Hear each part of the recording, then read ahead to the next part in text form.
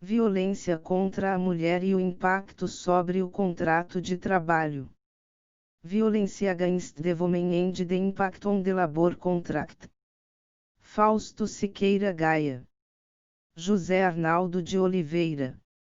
Resumo: a violência doméstica e familiar contra a mulher cresce diuturnamente nos lares brasileiros. As formas de agressão são diversas e se manifestam em abusos físicos, sexuais, morais, psicológicos, econômicos, dentre outras formas. As principais causas apontadas para o incremento no número de violência doméstica contra a mulher no Brasil são o ciúme, o uso de bebidas alcoólicas e narcóticos pelos agressores, o desemprego, problemas financeiros e, sobretudo, decorrentes de um histórico cultural da sociedade. A legislação brasileira assegura medidas garantidoras em favor da mulher vítima de agressão, dentre as quais a manutenção do vínculo empregatício, quando restar necessário o afastamento do local de trabalho, por até 6 meses. Diante dessa garantia protetiva prevista na Lei Maria da Penha e considerando os princípios constitucionais de proteção à mulher, ao direito ao trabalho e da função social da empresa, o presente artigo buscar analisar aspectos relativos à responsabilidade pelo pagamento dos salários da trabalhadora vítima de violência doméstica, no período de afastamento do trabalho determinado pelo Poder Judiciário. Introdução. A violência contra a mulher é uma das chagas do mundo contemporâneo, que se mostra mais exposta no atual período de isolamento social decorrente da pandemia da Covid-19. O isolamento social recomendado como medida preventiva à contenção na disseminação do vírus e o aumento do número de trabalhadores em trabalho remoto levaram os casais a conviverem maior tempo juntos em suas casas. Vítimas e os seus agressores passaram a dividir maior tempo juntos em suas habitações, realizando sob o mesmo teto suas atividades profissionais e pessoais. O incremento do tempo de convívio contribuiu para a elevação dos números de casos notificados de violência doméstica. Dados estatísticos disponibilizados no Fórum Brasileiro de Segurança Pública confirmam um incremento na ordem de 44,9% do número de mulheres vítimas de violência doméstica em março de 2020, em comparação com os números de atendimentos no mesmo período do ano anterior. O aumento da escalada de violência contra a mulher exige a adoção de medidas efetivas de proteção, tanto no âmbito preventivo quanto no repressivo. A Lei Maria da Penha instituiu mecanismos tendentes a coibir e a prevenir a violência doméstica e familiar contra a mulher, além de estabelecer medidas de assistência e proteção às mulheres em situação de risco à sua integridade física, moral, psíquica e patrimonial. Constitui dever fundamental do Estado brasileiro, constitucionalmente previsto no parágrafo 8º do artigo 226 da CR/88, o de assegurar a assistência à família na pessoa de cada um dos que a integram, criando mecanismos para coibir a violência no âmbito de suas relações. Dentre as medidas utilizadas, no âmbito laboral, para a assistência à mulher vítima de violência doméstica e familiar, como instrumento de preservação de sua integridade física e psíquica, estão o afastamento judicial do local de trabalho por período de até 6 meses e o acesso prioritário da remoção da servidora pública integrante da administração pública direta e indireta. Essas medidas protetivas garantidas pela Lei Maria da Penha objetivam assegurar maior proteção à mulher contra eventuais perseguições de seus agressores no ambiente de trabalho.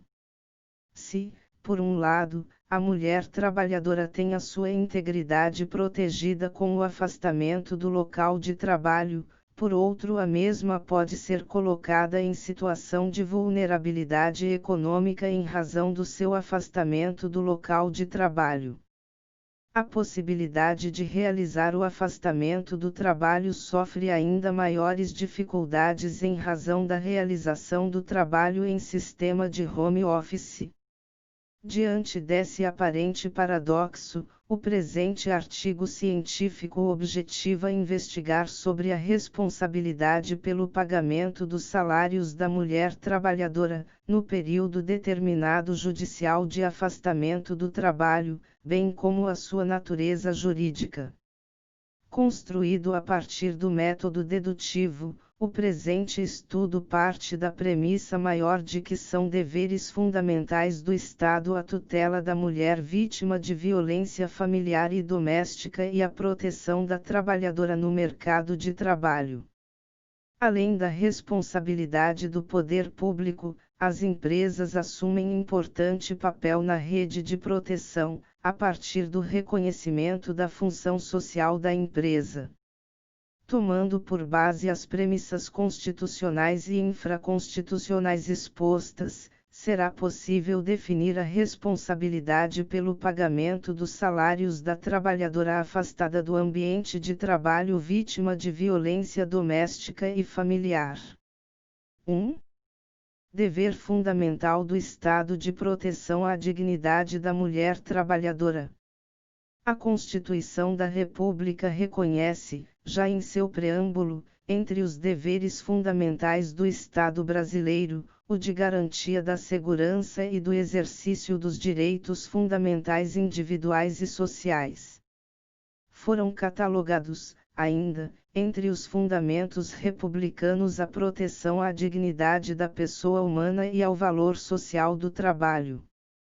Os fundamentos, valores e princípios enumerados revelam a preocupação central da Constituição cidadã em tutelar o ser humano, individualmente considerado, enquanto sujeito de direitos, em todas as esferas de participação social, como na família, no trabalho, na comunidade, dentre outras áreas.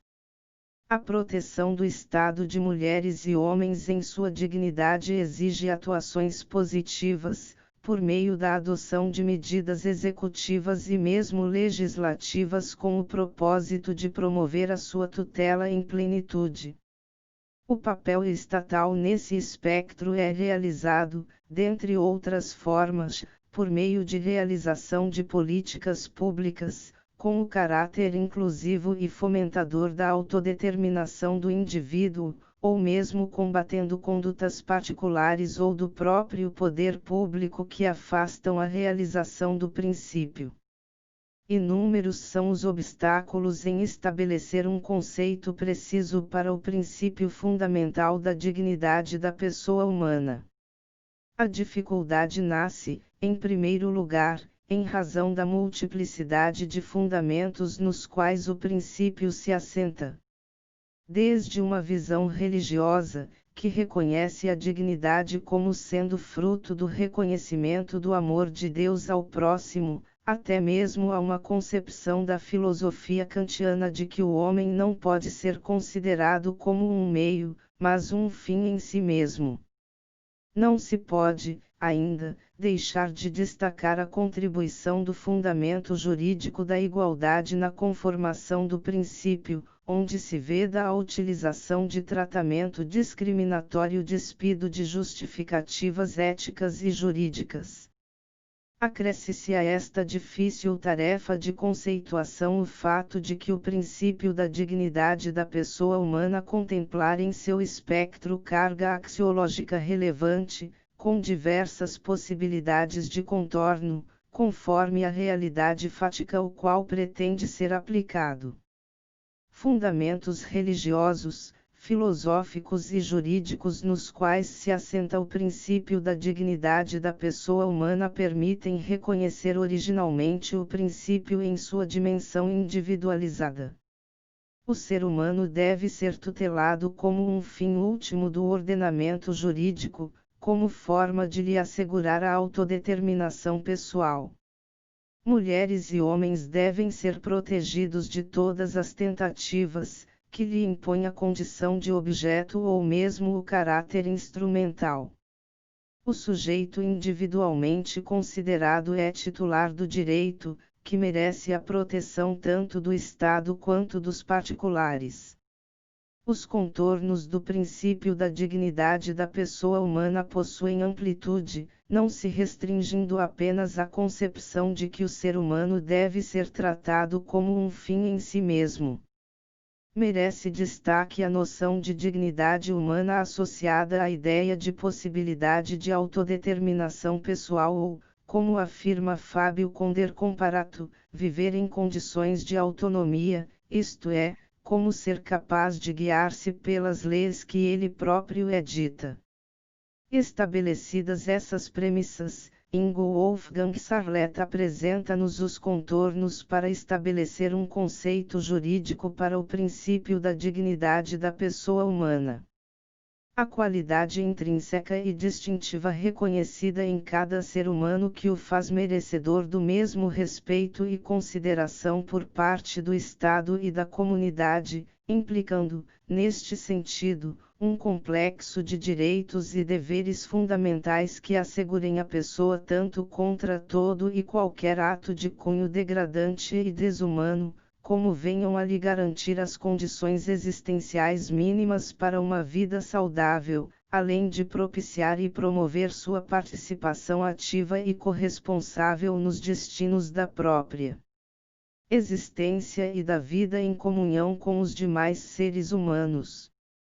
Destaques no original. A dignidade da pessoa humana está, nas lições de Sarlet, diretamente associada ao reconhecimento da autonomia e da autodeterminação do ser humano, enquanto expressão da liberdade individual. A afirmação da liberdade no viés de autodeterminação permite, no âmbito das relações laborais, que trabalhadores, homens e mulheres, possam realizar livremente o seu trabalho, extraindo do mesmo a contraprestação que lhe assegure viver com dignidade. No âmbito das relações intersubjetivas, mulheres e homens devem ter a sua individualidade respeitada e protegida. Indo mais a fundo, outra dimensão do princípio tem relação direta com a noção de segurança individual. É garantida, a partir da Constituição, o estabelecimento pelo Estado de redes de tutela de segurança, inclusive em relação a medidas de enfrentamento da violência contra a mulher.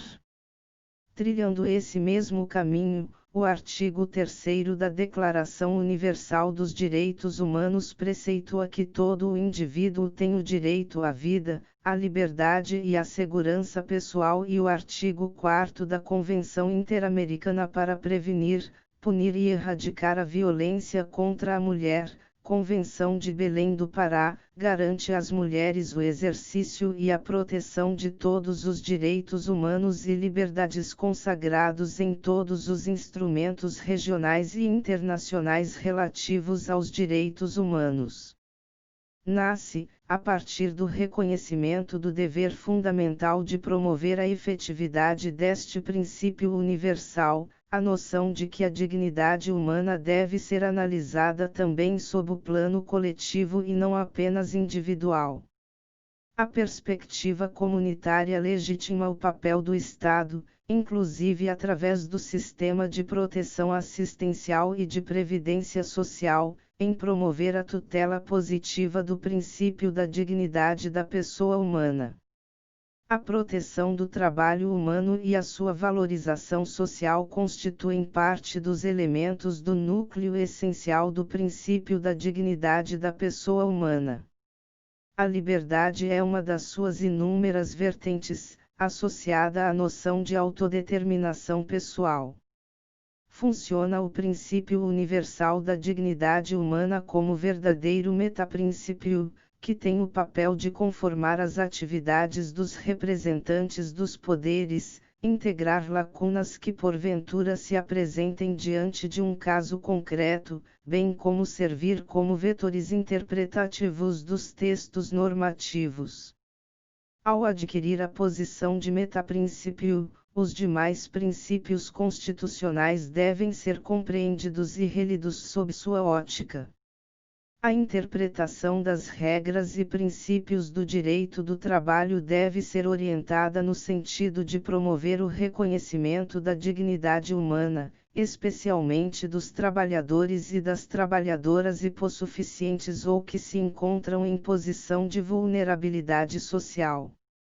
Daí porque, com propriedade, Maria Celina Budin de Moraes assinala que, como regra geral daí decorrente, pode-se dizer que, em todas as relações privadas nas quais venha a ocorrer um conflito entre uma situação jurídica subjetiva existencial e uma situação jurídica patrimonial, a primeira deverá prevalecer, obedecidos, dessa forma, os princípios constitucionais que estabelecem a dignidade da pessoa humana como o valor cardeal do sistema. O eixo hermenêutico da Constituição reconhece a proteção do ser humano como sendo o ponto cardeal que deve nortear a interpretação dos institutos jurídicos, inclusive aqueles afetos às relações laborais. O constitucionalismo brasileiro é fundado na centralização da tutela da dignidade da pessoa humana. Essa mudança promovida pode ser considerada como uma manifestação de rompimento parcial com a tradição patrimonialista dos textos constitucionais anteriores. A proteção da pessoa humana funciona como instrumento limitador de outras liberdades, servindo inclusive como vetor interpretativo de institutos jurídicos do direito do trabalho. O reconhecimento da dignidade da pessoa humana como direito fundamental irradia-se em relações jurídicas até então reconhecidas como formas puras de manifestação da liberdade privada.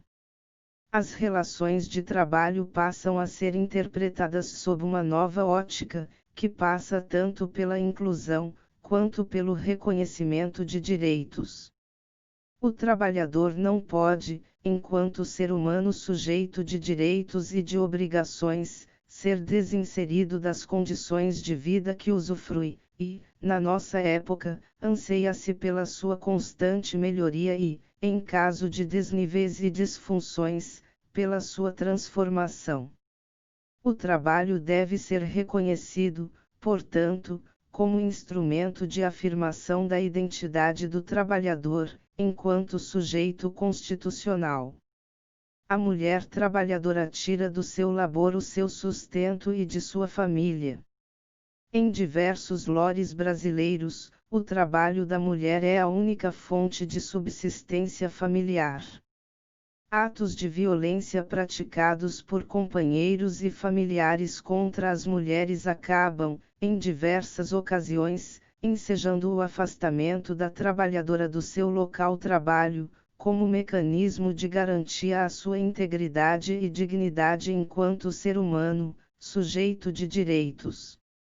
A dimensão coletiva da tutela da dignidade da pessoa humana fundamenta a responsabilidade do Estado em promover medidas de proteção assistencial para garantir o sustento da trabalhadora, quando afastada do trabalho por medida protetiva. O espectro coletivo desse princípio fundamental também alcança o próprio empregador, inclusive podendo criar limites ao direito potestativo de resiliar unilateralmente o contrato de trabalho e a manter o emprego durante o afastamento por medida protetiva. Fundamentam, ainda, esse dever do empregador os princípios da função social da empresa, enquanto dimensão da função da propriedade, e o da solidariedade social, que serão tratados a seguir. 2. As funções sociais da propriedade e da empresa à luz da solidariedade social. A Constituição brasileira previu a função social da propriedade, ao lado dos princípios do valor social do trabalho e da livre iniciativa, como um dos elementos estruturantes e balizadores da ordem econômica brasileira. O reconhecimento da exigência do cumprimento da função social para o direito de propriedade rompeu, em grande medida, com a concepção individualista deste direito, na qual o proprietário tinha poder absoluto sobre os seus bens, inclusive com poderes oponíveis perante terceiros. Ao ser reconhecida a existência de uma função social, o exercício do direito de propriedade passa a ser pautado em uma perspectiva que transcende o individualismo de matriz liberal. Isso não significa dizer que a propriedade privada deixou de ser garantida pelo Estado, mas sim que o exercício desse direito deve ser pautado à luz do bem comum e não apenas no interesse individual do proprietário. A exigência de cumprimento da função social do direito de propriedade não se restringe aos bens imóveis e imóveis de natureza material. A propriedade de bens de natureza imaterial, inclusive aquela ligada ao desenvolvimento da tecnologia e da informação, deve ser exercida em conformidade com a função social. A ascensão de um modelo de Estado social imprimiu ao poder público a exigência de cumprimento de prestações positivas, com o objetivo de reduzir as desigualdades sociais decorrentes da concentração econômica do sistema capitalista de produção. A intervenção estatal no domínio econômico foi acentuada, por meio da participação direta no fornecimento de bens e de serviços públicos à população e também criando limitações aos particulares quanto ao exercício de direitos até então tidos como absolutos, como é o caso do direito de propriedade. Apesar do declínio do paradigma do Estado social a partir da segunda metade do século passado, o modelo do Estado democrático de direito brasileiro adotado pela atual Constituição manteve os ideais de bem comum e de realização da justiça social como balizadores do modelo econômico, com reflexos inclusive na interpretação de institutos típicos das relações privadas. Essa mudança permitiu o aperfeiçoamento e o desenvolvimento da teoria da função social do Instituto da Propriedade e de outros institutos de direito privado a ela conexos, como a função social da empresa. Ao se reconhecer a existência de uma função social para determinado instituto jurídico, tem-se em mente que a sua realização plena somente será realizada a partir do momento em que a finalidade coletiva transcender o mero interesse individual. O indivíduo é parte integrante da sociedade e tem uma função social a cumprir, ligada à realização do bem comum. A proteção da propriedade individual passa a ser assegurada, desde que atendidos às exigências de cumprimento de sua função social. A garantia da propriedade individual não é um fim em si mesmo, mas sim um instrumento para a realização do bem comum e da realização da justiça social. Daí porque é possível afirmar que o princípio da solidariedade, também extraído do preâmbulo constitucional e dos objetivos republicanos, funciona como fundamento axiológico da função social da propriedade e, consequentemente, da empresa. A Constituição estabelece dentre os seus objetivos fundamentais a construção de uma sociedade justa, livre e solidária. Embora haja amplitude de sentido decorrente desses objetivos constitucionais, especialmente em razão da conformação aberta do princípio da solidariedade social, devem os mesmos funcionar como diretrizes interpretativas dos demais dispositivos constitucionais e de natureza infraconstitucional. Isso permite concluir que mesmo a ordem econômico-privada deve ser balizada a partir de um fim social e coletivo. É possível, portanto, reconhecer a existência de uma responsabilidade social do detentor dos meios de produção, como um dever fundamental imposto ao particular. A empresa, concebida como atividade economicamente organizada, que objetiva a produção de bens e serviços, deve ter a sua atividade dirigida à realização do bem comum. Não se quer com isso afirmar que o interesse individual não seja tutelado. O reconhecimento constitucional do princípio da livre iniciativa fundamenta esta conclusão. O objetivo empresarial é a realização lucrativa. A consecução de lucros deve ser pautada, sobretudo, na realização do princípio ético, o que impede, no âmbito das relações de trabalho, realizar a discriminação contra a mulher trabalhadora vítima de violência doméstica e familiar que seja afastada do trabalho como medida protetiva. É possível, a partir do reconhecimento do caráter normativo dos princípios da função social da empresa e da solidariedade social, ser limitado o direito potestativo de resiliar unilateralmente o contrato de trabalho da mulher vítima de violência, que se encontra afastada do trabalho em razão da adoção de medida protetiva prevista na Lei Maria da Penha.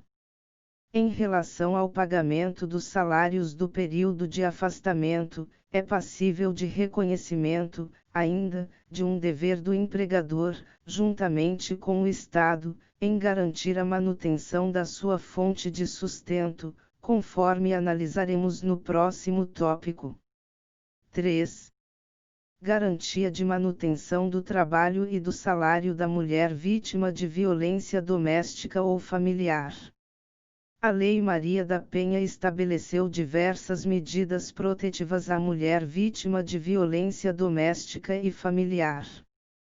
A violência contra a mulher pode se apresentar de diversas formas, desde a violência física propriamente dita chegando a formas mais intangíveis de violência, como é o caso da violência moral, passando pelas outras formas de agressões sexuais, patrimoniais e psicológicas. Entre as medidas adotadas pelo legislador ordinário para preservar a integridade física e psicológica da mulher vítima de violência doméstica e familiar está a manutenção do vínculo trabalhista, quando necessário for autorizado pela autoridade judiciária competente o afastamento do local de trabalho, por até 6 meses. A medida protetiva judicial objetiva afastar o contato do agressor com a vítima, de forma a assegurar à trabalhadora o direito a manter o seu trabalho no período de afastamento. A medida protetiva prevista na Lei Maria da Penha merece destaque, já que muitas vezes o agressor, quando a mulher deixa o seu lar, acaba indo ao local de trabalho para realizar constrangimento e perseguição.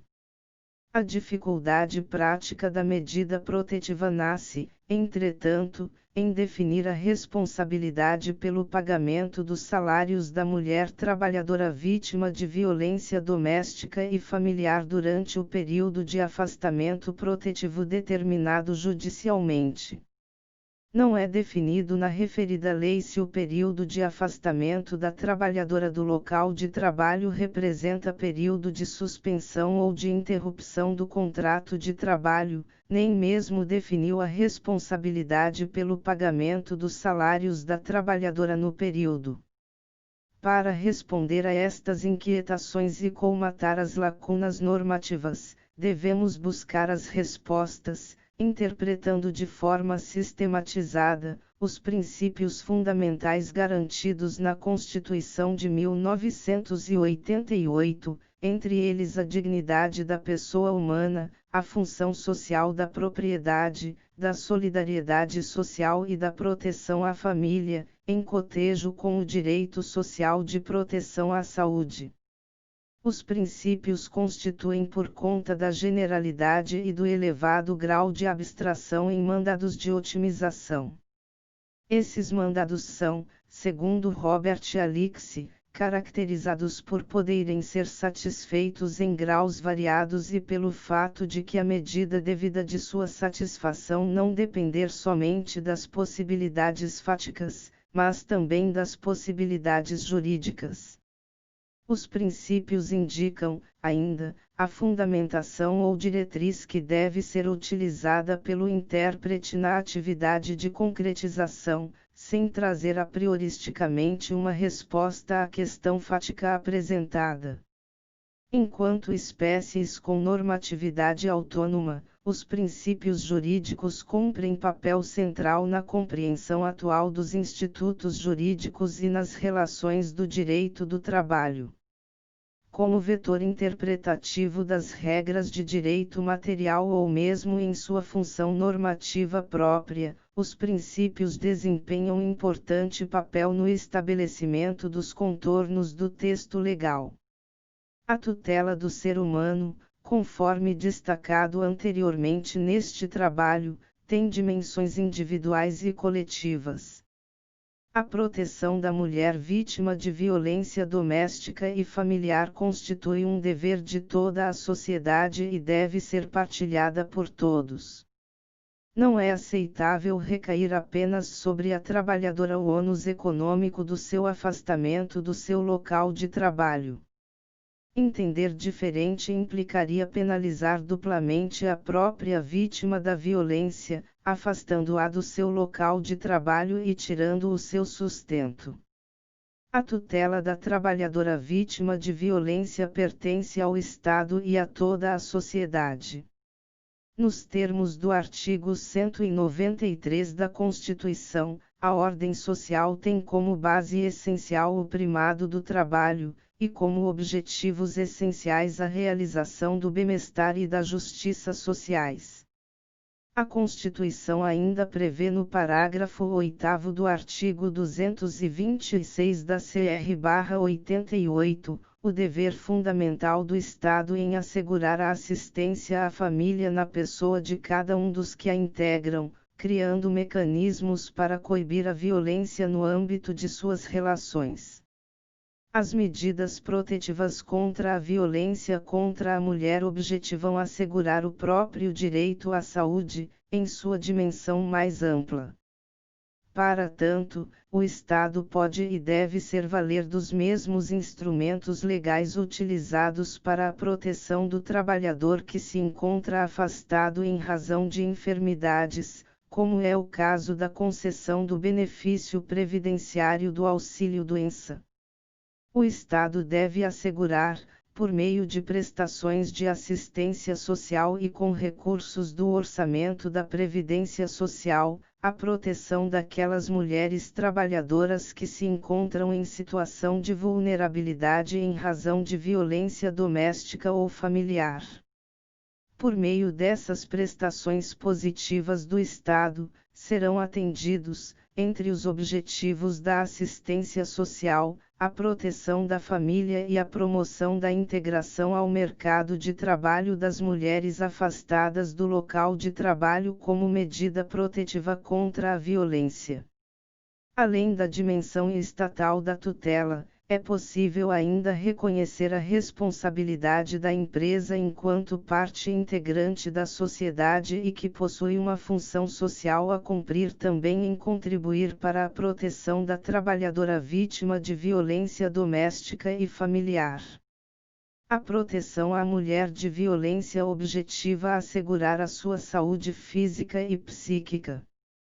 A contribuição particular do empregador passa tanto pelo dever jurídico de garantir o emprego da trabalhadora, durante o período de afastamento tutelar, como também de pagamento de parte dos salários da obreira. É possível construir, portanto, a partir das dimensões dos princípios da dignidade da pessoa humana, da solidariedade social e da função social da empresa, em cotejo com os direitos de proteção à saúde da trabalhadora e do dever do Estado de prestar a assistência social aos necessitados, em interpretação analógica com o disposto no artigo 75 do Decreto nº 3.048/99, norma jurídica que reconheça como deveres do empregador durante os primeiros 15 dias consecutivos de afastamento da atividade. por motivo de adoção de medida protetiva pagar à segurada empregada vítima de violência doméstica ou familiar o seu salário, bem como manter o seu posto de trabalho no período de afastamento. A partir do 16º dia de afastamento da trabalhadora do seu local de trabalho, em razão da adoção de medida protetiva em favor da trabalhadora, e até o limite de 6 meses, competirá ao Estado o pagamento do salário da trabalhadora, como manifestação do dever fundamental em garantir a assistência social àqueles que necessitam. Como afirmamos anteriormente, qualquer outra interpretação que afaste o reconhecimento desses ônus implicaria na dupla penalização da vítima, que além da violência sofrida estaria alijada do seu trabalho e da sua fonte natural de subsistência. Conclusão: a violência doméstica e familiar contra a mulher cresce diuturnamente nos lares brasileiros. As formas de agressão são diversas e se manifestam em abusos físicos, sexuais, morais, psicológicos, econômicos, dentre outras formas.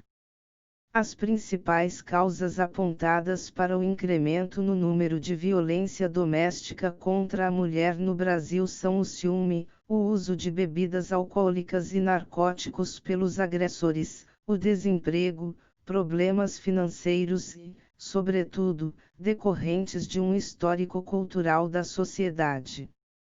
A Lei Maria da Penha assegura inúmeras medidas protetivas em favor da mulher vítima de agressão, dentre as quais a manutenção do vínculo empregatício, quando restar necessário o afastamento do local de trabalho, por até 6 meses. Diante dessa garantia protetiva prevista na Lei Maria da Penha e considerando os princípios constitucionais de proteção à mulher, ao direito ao trabalho, da solidariedade social e da função social da empresa, é possível reconhecer a responsabilidade tanto do Estado quanto do próprio empregador pela manutenção do pagamento dos salários da trabalhadora afastada do seu local de trabalho. A responsabilidade do empregador pelo pagamento dos salários estará adstrita, tanto à manutenção da relação de emprego, quanto pelo pagamento dos salários durante os primeiros 15 dias de afastamento. Por sua vez, competirá ao Estado, em razão do dever fundamental de tutelar a saúde da trabalhadora e de prestar assistência social àquelas que necessitam das prestações positivas, o pagamento dos salários do 16º dia de afastamento até o limite de 6 meses, tempo este máximo assegurado na Lei Maria da Penha para a duração da medida protetiva.